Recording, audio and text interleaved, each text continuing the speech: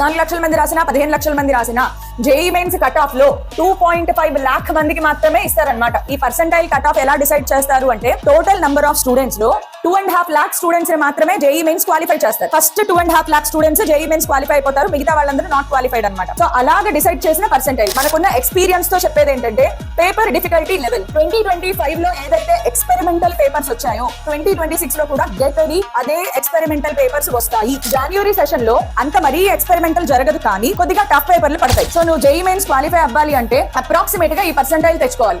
ఈ పర్సెంటైల్ తెచ్చుకోవాలి అంటే ఎన్ని మార్క్స్ అది కూడా మనం ఒకసారి చూసుకుంటే కనుక నీకు 93 పర్సెంటైల్ జనరల్ కేటగిరీలో కావాలి అనుకుంటే you just have to get approximate గా 100 మార్క్స్. 90 వచ్చినా పర్వాలేదు, 90 to 100. ఈడబ్ల్యూఎస్ వాళ్ళు కూడా ఏమీ కాంప్రమైజ్ లేదమ్మా, మీకు కూడా 90 to 100 మార్క్స్ రావాల్సిందే. ఓబీసీ ఎన్సీఎల్ వాళ్ళు కూడా అప్రాక్సిమేట్ గా 90 to 95 మార్క్స్ తెచ్చుకోవాలి. ఎస్సీ కేటగిరీ వాళ్ళు అయితే కనుక ఒక అప్రాక్సిమేట్ చెప్తున్నాను నేను 75 మార్క్స్ దగ్గరలో తెచ్చుకోవడానికి ప్రయత్నం చేయండి. 75 to 80. ఎస్టీ వాళ్ళు అయితే కనుక ఒక 60 to 70 మార్క్స్ తెచ్చుకోవడానికి ప్రయత్నం చేయండి. ఇది మార్క్స్, పర్సెంటైల్ కాదు మార్క్స్. ఈ మాత్రం మార్క్స్ తెచ్చుకోవడానికి ప్రయత్నం చేయండి, మీరు జస్ట్ క్వాలిఫై అవుతారు.